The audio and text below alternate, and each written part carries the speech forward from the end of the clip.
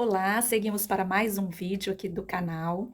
Desta vez nós vamos dar sequência ao capítulo 25 da nossa história. A Bíblia contada como uma história do começo ao fim. Se você ainda não é inscrito, se inscreva no canal, curta o vídeo, compartilhe, comente, deixe as suas sugestões, para que possamos prosseguir juntos nessa jornada de aprendizado da palavra de Deus para as nossas vidas.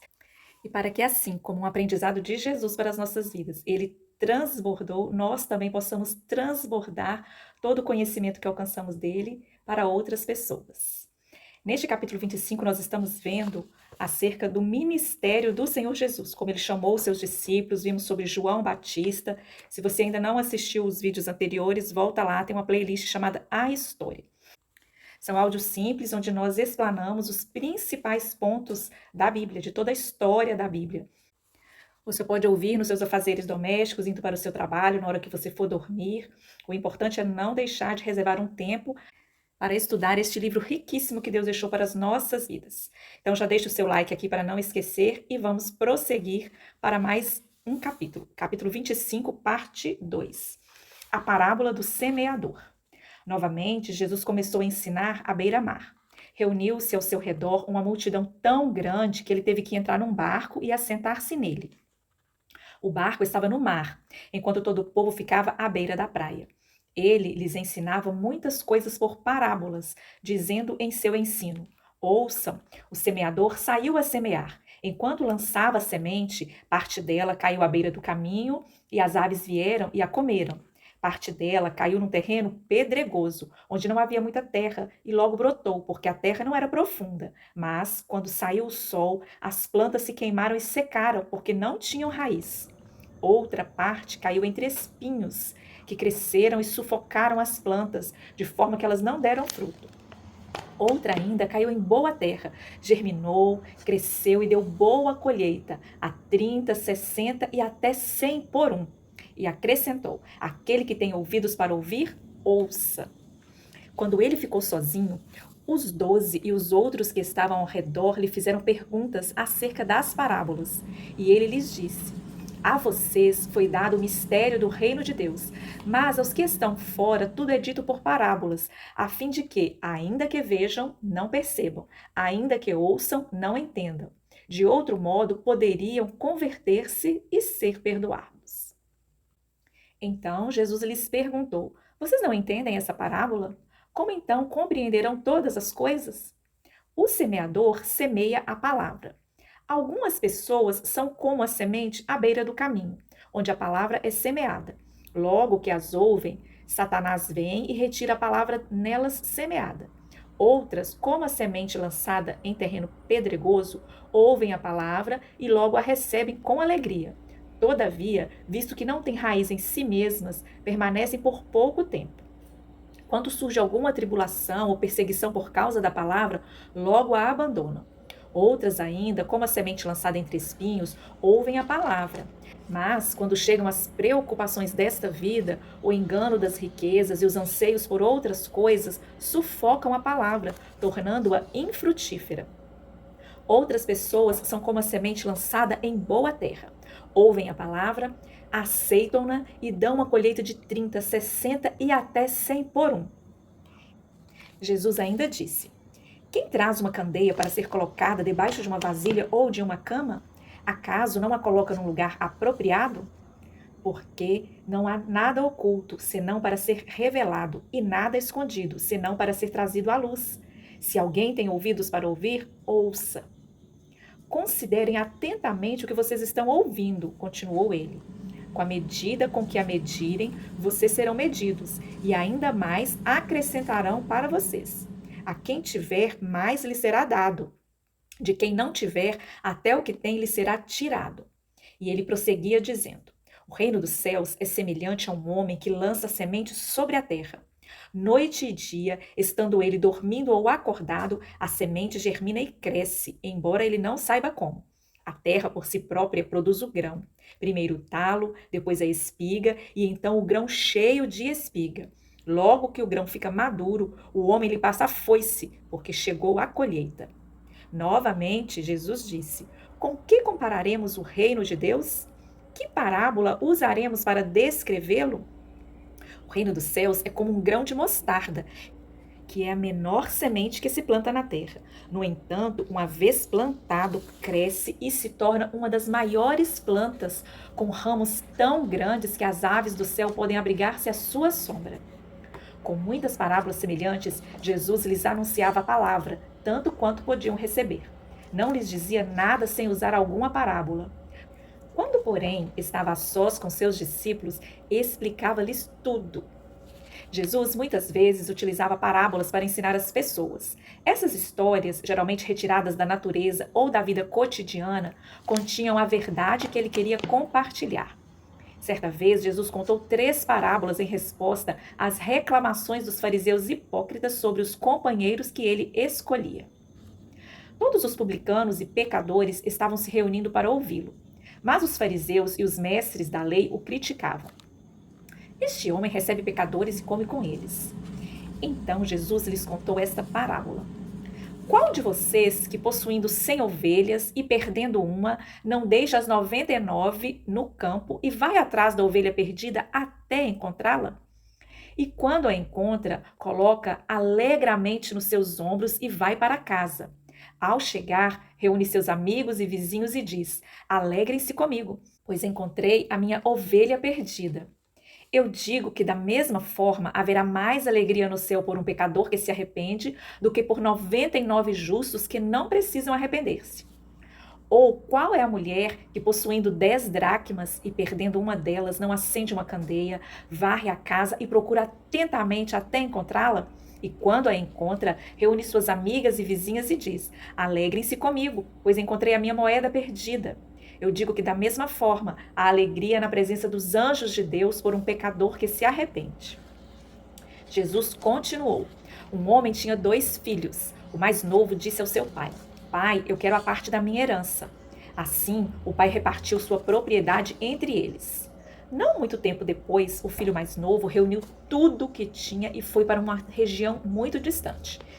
Lá, ele desperdiçou todos os seus bens, vivendo irresponsavelmente. Depois de ter gastado tudo, houve uma grande fome em toda aquela região e ele começou a passar necessidade. Por isso, foi empregar-se com um dos cidadãos daquela região, que o mandou para o seu campo a fim de cuidar de porcos. Ele desejava encher o seu estômago com as vagens da alfarrobeira que os porcos comiam, mas ninguém lhe dava nada. Caindo em si, ele disse: Quantos empregados de meu pai têm comida de sobra e eu aqui morrendo de fome? Eu me porei a caminho e voltarei para o meu pai e lhe direi: Pai, pequei contra o céu e contra ti. Não sou mais digno de ser chamado teu filho. Trata-me, porém, como um dos teus empregados. A seguir, levantou-se e foi para o seu pai. Estando ele ainda longe, seu pai ouviu e, cheio de compaixão, correu para o seu filho, o abraçou e o beijou. E o filho lhe disse: Pai, eu pequei contra o céu e contra ti. Não sou mais digno de ser chamado teu filho. Mas o pai disse aos seus servos: Depressa, tragam a melhor roupa e vistam nele. Coloquem um anel em seu dedo e calçados em seus pés. Tragam um novilho gordo e matem-no. Vamos fazer uma festa e alegrar-nos. Pois este meu filho estava morto e voltou à vida. Estava perdido e foi achado. E começaram a festejar o seu regresso. Enquanto isso, o filho mais velho estava no campo. Quando se aproximou da casa, ouviu a música e a dança. Então chamou um dos servos e perguntou-lhe o que estava acontecendo. Este lhe respondeu: Seu irmão voltou e seu pai matou o novilho gordo, porque o recebeu de volta são e salvo. O filho mais velho encheu-se de ira e não quis entrar. Então seu pai saiu e insistiu com ele. Mas ele respondeu ao seu pai: Olha, todos esses anos tenho trabalhado como um escravo a teu serviço e nunca desobedeci as tuas ordens. Mas tu nunca me deste nem um cabrito para eu festejar com meus amigos. Mas quando volta para a casa este teu filho, que esbanjou os teus bens com as prostitutas, matas o novilho gordo para ele. Disse o pai: Meu filho, você está sempre comigo, tudo o que eu tenho é seu. Mas nós tínhamos que celebrar a volta deste seu irmão e alegrar-nos, porque ele estava morto e voltou à vida, estava perdido e foi achado. Em outra ocasião, Jesus utilizou uma parábola quando foi questionado por um líder religioso. Certa ocasião, um perito na lei levantou-se para pôr Jesus à prova e lhe perguntou: Mestre, o que preciso fazer para herdar a vida eterna? O que está escrito na lei? Respondeu Jesus. como você a lê? E ele respondeu: ame o Senhor, o seu Deus, de todo o seu coração, de toda a sua alma, de todas as suas forças e de todo o seu entendimento. E ame o seu próximo como a si mesmo. Disse Jesus: você respondeu corretamente. Faça isso e viverá. Mas ele, querendo justificar-se, perguntou a Jesus: e quem é o meu próximo? Em resposta, disse Jesus: um homem descia de Jerusalém para Jericó, quando caiu nas mãos de assaltantes. Estes lhe tiraram as roupas, espancaram-no e se foram, deixando-o quase morto. Aconteceu estar descendo pela mesma estrada um sacerdote. Quando viu o homem, passou pelo outro lado. E assim também um levita. Quando chegou ao lugar e o viu, passou pelo outro lado. Mas um samaritano, estando de viagem, chegou onde se encontrava o homem, e quando o viu, teve piedade dele. Aproximou-se, enfaixou-lhe as feridas, derramando nelas vinho e óleo. Depois colocou sobre o seu próprio animal, levou para uma hospedaria e cuidou dele. No dia seguinte, deu 2 denários ao hospedeiro e lhe disse: denário era a moeda da época. Um denário era a remuneração diária de um trabalhador. Então, ele deu 2 denários ao hospedeiro e lhe disse: cuide dele. Quando eu voltar, pagarei todas as despesas que você tiver. Qual desses 3 você acha que foi o próximo do homem que caiu nas mãos dos assaltantes? Aquele que teve misericórdia dele, respondeu o perito na lei. Jesus lhe disse: vá e faça o mesmo. Além de ensinar por meio de parábolas, Jesus também transmitia sua mensagem de uma forma mais direta, como no que ficou conhecido como o Sermão da Montanha. Vendo as multidões, Jesus subiu ao monte e se assentou. Seus discípulos aproximaram-se dele e ele começou a ensiná-los, dizendo: bem-aventurados os pobres de espírito, pois deles é o reino dos céus. Bem-aventurados os que choram, pois serão consolados. Bem-aventurados os humildes, pois eles receberão a terra por herança. Bem-aventurados os que têm fome e sede de justiça, pois serão satisfeitos. Bem-aventurados os misericordiosos, pois obterão misericórdia. Bem-aventurados os puros de coração, pois verão a Deus. Bem-aventurados os pacificadores, pois serão chamados filhos de Deus. Bem-aventurados os perseguidos por causa da justiça, pois deles é o reino dos céus. Bem-aventurados serão vocês quando, por minha causa, os insultarem, os perseguirem e levantarem todo tipo de calúnia contra vocês. Alegrem-se e regozijem-se, porque grande é a sua recompensa nos céus, pois da mesma forma perseguiram os profetas que vieram antes de vocês. O sal da terra e a luz do mundo. Vocês são o sal da terra, mas se o sal perder o seu valor, como restaurá-lo? Não servirá para nada, exceto para ser jogado fora e pisado pelos homens. Vocês são a luz do mundo. Não se pode esconder uma cidade construída sobre o monte. E também ninguém acende uma candeia e a coloca debaixo de uma vasilha. Ao contrário, coloca no lugar apropriado. E assim ilumina a todos os que estão na casa. Assim brilha a luz de vocês diante dos homens, para que vejam as suas boas obras e glorifiquem ao Pai de vocês que está nos céus. E quando vocês orarem, não sejam como hipócritas. Eles gostam de ficar orando em pé nas sinagogas e nas esquinas, a fim de serem vistos pelos outros. Eu asseguro que eles já receberam sua plena recompensa. Mas quando você orar, vai para o seu quarto, feche a porta e ore a seu pai, que está em secreto. Então, seu pai, que vê em secreto, o recompensará. E quando orarem, não fiquem sempre repetindo a mesma coisa como fazem os pagãos. Eles pensam que por muito falarem serão ouvidos. Não sejam iguais a eles, porque seu pai sabe do que vocês precisam mesmo antes de o pedirem. Vocês orem assim: Pai nosso que estás no céu, santificado seja o teu nome. Venha o teu reino, seja feita a tua vontade, assim na terra como no céu. Dá-nos hoje o nosso pão de cada dia. Perdoa as nossas dívidas, assim como perdoamos aos nossos devedores. E não nos deixe cair em tentação, mas livra-nos do mal. Pois se perdoarem as ofensas uns dos outros, o Pai Celestial também perdoará vocês. Mas se não perdoarem uns aos outros, o Pai Celestial não perdoará as ofensas de vocês. Não acumulem para vocês tesouros na terra, onde a traça e a ferrugem destroem e onde os ladrões arrombam e furtam. Mas acumulem para vocês tesouros nos céus, onde a traça e a ferrugem não destroem e onde os ladrões não arrombam nem furtam. Pois onde estiver o seu tesouro, aí também estará o seu coração. Os olhos são a candeia do corpo. Se os seus olhos forem bons, todo o seu corpo será cheio de luz. Mas se os seus olhos forem maus, todo o seu corpo será cheio de trevas. Portanto, se a luz que está dentro de você são trevas, que tremendas trevas são! Ninguém pode servir a dois senhores, pois odiará um e amará o outro, ou se dedicará a um e desprezará o outro. Vocês não podem servir a Deus e ao dinheiro. Portanto, eu digo, não se preocupem com a sua própria vida, quanto ao que comer ou beber, nem com seu próprio corpo, quanto ao que vestir. Não é a vida mais importante que a comida e o corpo mais importante que a roupa? Observem as aves dos céus. Não semeiam, nem colhem, nem armazenam em celeiros. Contudo, o Pai Celestial as alimenta. Não têm vocês muito mais valor do que elas? Quem de vocês, por mais que se preocupe, pode acrescentar uma hora que seja à sua vida? Por que vocês se preocupam com roupas? Vejam como crescem os lírios do campo. Eles não trabalham nem tecem. Contudo, eu digo que nem o rei Salomão, em todo o seu esplendor, vestiu-se como um deles. Se Deus veste assim a erva do campo, que hoje existe e amanhã é lançada ao fogo, não vestirá muito mais a vocês, homens de pouca fé? Portanto, não se preocupem dizendo que vamos comer, ou que vamos beber, ou que vamos vestir. Pois os pagãos é que correm atrás dessas coisas. Mas o Pai Celestial sabe que vocês precisam delas. Busquem, pois, em primeiro lugar o reino de Deus e a sua justiça, e todas essas coisas serão acrescentadas a vocês. Portanto, não se preocupem com o amanhã, pois o amanhã trará suas próprias preocupações. Basta a cada dia o seu próprio mal. Portanto, quem ouve essas minhas palavras e as pratica é como um homem prudente que construiu a sua casa sobre a rocha. Caiu a chuva, transbordaram os rios, sopraram os ventos e deram contra aquela casa. E ela não caiu, porque tinha seus alicerces na rocha. Mas quem ouve essas minhas palavras e não as pratica é como um insensato que construiu sua casa sobre a areia.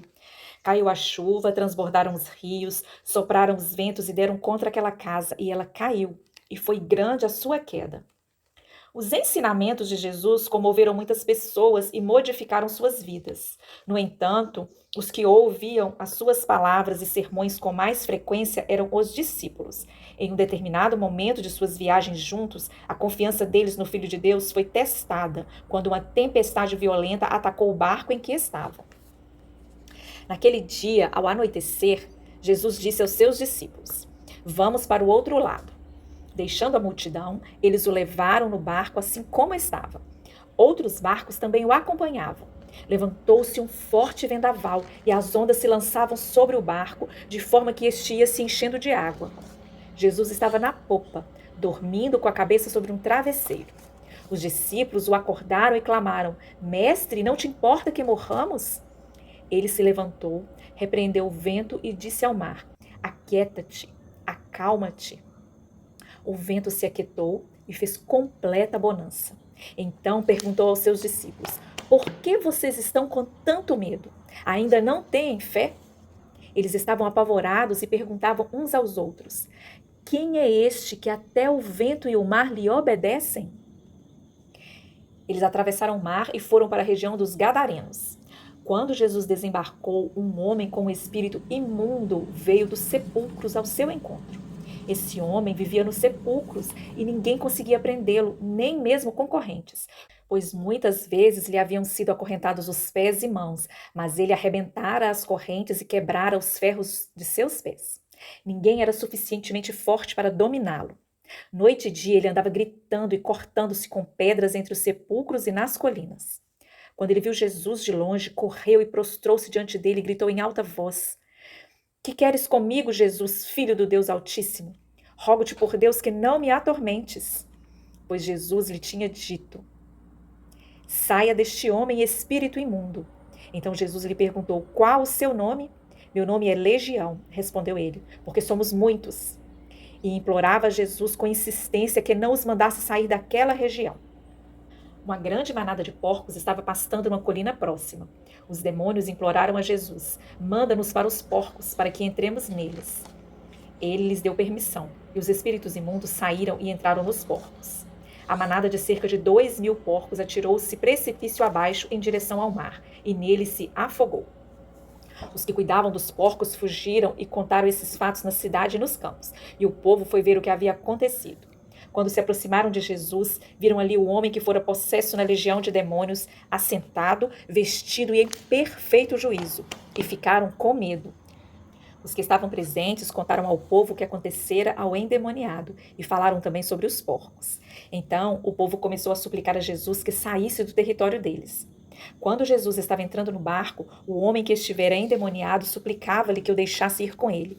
Jesus não o permitiu, mas disse: Vá para casa, para sua família e anuncie-lhes tudo quanto o Senhor fez por você e como teve misericórdia de você. Então aquele homem se foi e começou a anunciar em Decápolis o quanto Jesus tinha feito por ele. E todos ficavam admirados. O poder de Jesus sobre a doença e a morte. Tendo Jesus voltado de barco para outra margem, uma grande multidão se reuniu ao seu redor, enquanto ele estava à beira-mar. Então chegou ali um dos dirigentes da sinagoga, chamado Jairo. Vendo Jesus, prostrou-se aos seus pés e lhe implorou insistentemente: Minha filhinha está morrendo. Vem, por favor, impõe as mãos sobre ela para que seja curada e viva. E Jesus foi com ele.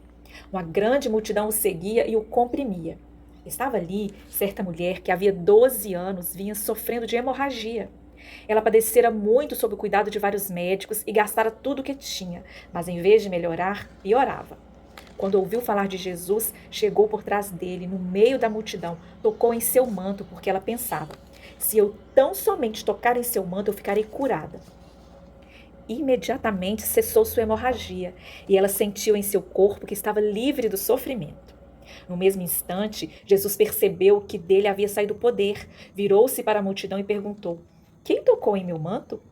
Seus discípulos responderam: Vês a multidão aglomerada ao teu redor e ainda perguntas quem tocou em mim?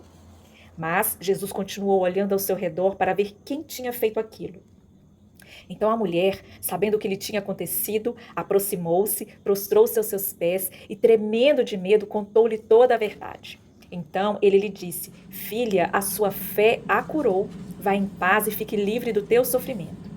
Enquanto Jesus ainda estava falando, chegaram algumas pessoas da casa de Jairo, o dirigente da sinagoga. Sua filha morreu, disseram eles. Não precisa mais incomodar o mestre. Mas, não fazendo caso do que eles disseram, Jesus disse ao dirigente da sinagoga: Não tenha medo, tão somente creia. E não deixou ninguém segui-lo, senão Pedro, Tiago e João, irmão de Tiago.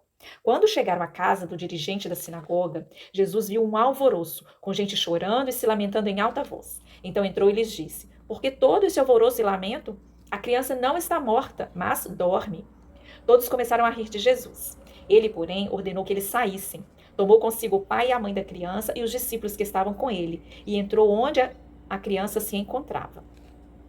Tomou-a pela mão e lhe disse: Talita cumi, que significa: Menina, eu ordeno a você, levante-se. Imediatamente, a menina, que tinha 12 anos de idade, levantou-se e começou a andar. E isso os deixou atônitos. Ele deu ordens expressas para que não dissessem nada a ninguém e mandou que dessem a ela alguma coisa para comer. A cura de 2 cegos e de 1 mudo. Saindo Jesus dali, 2 cegos o seguiram, clamando: Filho de Davi, tem misericórdia de nós. Entrando ele em casa, os cegos se aproximaram e ele lhes perguntou: Vocês creem que eu sou capaz de fazer isso? Eles responderam: Sim, Senhor. E tocando nos olhos deles, disse: Que seja feito segundo a fé que vocês têm. E a visão deles foi restaurada.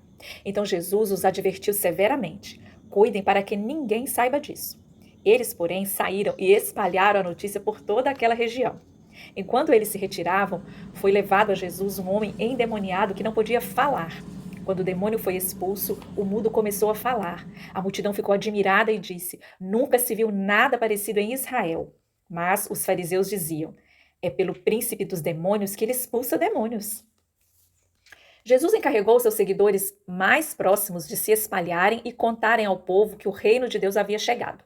Ele também lhes deu autoridade espiritual para curar os doentes e os possuídos por demônios. O primeiro grupo de pregadores foi enviado quase sem suprimentos para que aprendessem sobre a fé e o poder da oração. Deus operou diversos milagres por intermédio deles, alimentando o entusiasmo cada vez maior das massas. Um alto oficial do reino também ouviu as notícias, filtradas por sua consciência culpada. O rei Herodes ouviu falar dessas coisas, pois o nome de Jesus havia se tornado bem conhecido. Algumas pessoas estavam dizendo: João Batista ressuscitou dos mortos, por isso estão operando nele poderes milagrosos. Outros diziam: ele é Elias. E ainda outros afirmavam: ele é um profeta, como um dos antigos profetas. Mas quando Herodes ouviu essas coisas, disse: João, o homem a quem decapitei, ressuscitou dos mortos.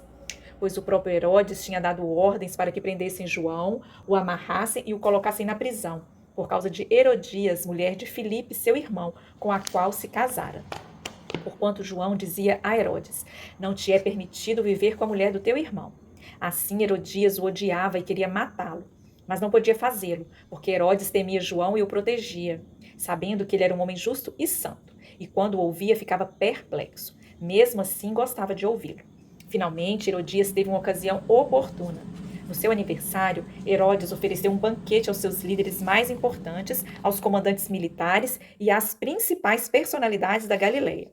Quando a filha de Herodias entrou e dançou, agradou a Herodes e aos convidados. O rei disse à jovem: peça-me qualquer coisa que você quiser e eu te darei. E prometeu-lhe sob juramento: seja o que for que me pedir, eu darei, até metade do meu reino.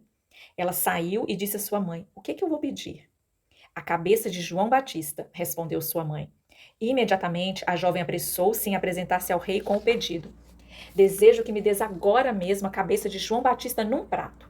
O rei ficou aflito, mas por causa do seu juramento e dos convidados não quis negar o pedido à jovem.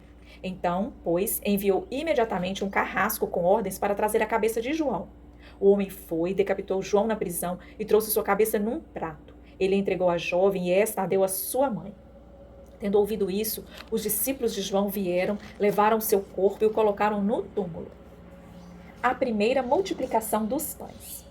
Os apóstolos reuniram-se a Jesus e lhe relataram tudo o que tinham feito e ensinado.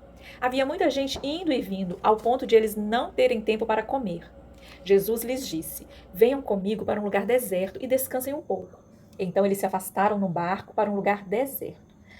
Mas muitos dos que os viram se retirar, tendo-os reconhecido, correram a pé de todas as cidades e chegaram lá antes deles. Quando Jesus saiu do barco e viu uma grande multidão, teve compaixão deles, porque eram como ovelhas sem pastor. Então começou a ensinar-lhes muitas coisas. Já era tarde e por isso seus discípulos aproximaram-se dele e disseram: este é um lugar deserto e já é tarde. Manda embora o povo para que possa ir aos campos e povoados vizinhos comprar algo para comer. Ele, porém, respondeu: dê-lhes vocês algo para comer. Eles lhes disseram: isso exigiria 200 denários. Devemos gastar tanto dinheiro em pão e dar-lhes para comer? Perguntou ele: quantos pães vocês têm? Verifiquem. Quando ficaram sabendo, disseram: 5 pães e 2 peixes. Então Jesus ordenou que fizessem todo o povo assentar-se em grupos na grama verde. Assim, eles se assentaram em grupos de 100 e de 50. Tomando os 5 pães e os 2 peixes, e olhando para o céu, deu graças e partiu os pães. Em seguida, entregou-os aos seus discípulos para que os servissem ao povo. E também dividiu os 2 peixes entre todos eles. Todos comeram e ficaram satisfeitos, e os discípulos recolheram 12 cestos cheios de pedaços de pão e de peixe. Os que comeram foram 5.000 homens. Jesus anda sobre as águas. Logo em seguida, Jesus insistiu com os discípulos para que entrassem no barco e fossem adiante para Betsaida, enquanto ele despedia a multidão. Tendo-a despedido, subiu a um monte para orar. Ao anoitecer, o barco estava no meio do mar e Jesus se achava sozinho em terra. Ele viu os discípulos remando com dificuldade, porque o vento soprava contra eles. À alta madrugada, Jesus dirigiu-se a eles andando sobre o mar e estava já a ponto de passar por eles. Quando o viram andando sobre o mar, pensaram que fosse um fantasma. Eles gritaram, pois todos o tinham visto e ficaram aterrorizados. Mas Jesus imediatamente lhes disse: coragem, sou eu, não tenham medo. Senhor, disse Pedro, se és tu, manda-me ir ao teu encontro sobre as águas. Venha, respondeu ele. Então Pedro saiu do barco, andou sobre as águas e foi na direção de Jesus. Mas, quando reparou no vento, ficou com medo e, começando a afundar, gritou: Senhor, salva-me! Imediatamente Jesus estendeu a mão e o segurou e disse: homem de pequena fé, por que você duvidou? Quando entraram no barco, o vento cessou. Então os que estavam no barco o adoraram, dizendo: Verdadeiramente tu és o Filho de Deus. Depois de atravessarem o mar, chegaram a Genezaré. Quando os homens daquele lugar reconheceram Jesus, espalharam a notícia em toda aquela região e lhe trouxeram os seus doentes. Suplicavam-lhe que apenas pudessem tocar na borda do seu manto, e todos os que nele tocaram foram curados. No dia seguinte, a multidão que tinha ficado do outro lado do mar percebeu que apenas um barco estivera ali e que Jesus não havia entrado nele com seus discípulos, mas que eles tinham partido sozinhos. Então, alguns barcos de Tiberíades aproximaram-se do lugar onde o povo tinha comido o pão após o Senhor ter dado graças. Quando a multidão percebeu que nem Jesus nem os discípulos estavam ali, entrou nos barcos e foi para Cafarnaum em busca de Jesus. Quando o encontraram do outro lado do mar, perguntaram: Mestre, quando chegaste aqui? Jesus respondeu: A verdade é que vocês estão me procurando não porque viram sinais milagrosos, mas porque comeram os pães e ficaram satisfeitos. Não trabalhem pela comida que se estraga, mas pela comida que permanece para a vida eterna, a qual o Filho do Homem dará a vocês. Deus, o Pai, nele colocou seu selo de aprovação. Então perguntaram-lhe: O que precisamos fazer para realizar as obras que Deus requer? Jesus respondeu: A obra de Deus é esta: crer naquele que ele enviou. Então perguntaram-lhe: Que sinal milagroso mostrarás para que o vejamos e creiamos em ti? Que farás? Os nossos antepassados comeram maná no deserto, como está escrito: Ele lhes deu a comer pão dos céus. Jesus declarou-lhes: Digo-lhes a verdade. Não foi Moisés quem deu a vocês pão do céu, mas é meu Pai quem dá a vocês o verdadeiro pão do céu. Pois o pão de Deus é aquele que desceu do céu e dá vida ao mundo. Disseram eles: Senhor, dá-nos sempre desse pão. Então Jesus declarou: Eu sou o pão da vida. Aquele que vem a mim nunca terá fome. Aquele que crê em mim nunca terá sede. Asseguro a vocês que aquele que crê tem a vida eterna. Eu sou o pão da vida. Os seus antepassados comeram maná no deserto, mas morreram. Todavia, aqui está o pão que desce do céu, para que não morra dele quem comer. Eu sou o pão vivo que desceu do céu. Se alguém comer deste pão, viverá para sempre. Este pão é a minha carne, que eu darei pela vida do mundo. Então, os judeus começaram a discutir exaltadamente entre si: Como pode este homem nos oferecer sua carne para comermos? Jesus lhes disse: Eu lhes digo a verdade. Se vocês não comerem a carne do Filho do Homem e não beberem o seu sangue, não terão vida em si mesmos. Todo aquele que come a minha carne e bebe o meu sangue tem a vida eterna, e eu o ressuscitarei no último dia. Pois a minha carne é verdadeira comida, e o meu sangue é verdadeira bebida. Todo aquele que come a minha carne e bebe o meu sangue permanece em mim e eu nele. Da mesma forma como o Pai que vive me enviou, e eu vivo por causa do Pai, assim aquele que se alimenta de mim viverá por minha causa.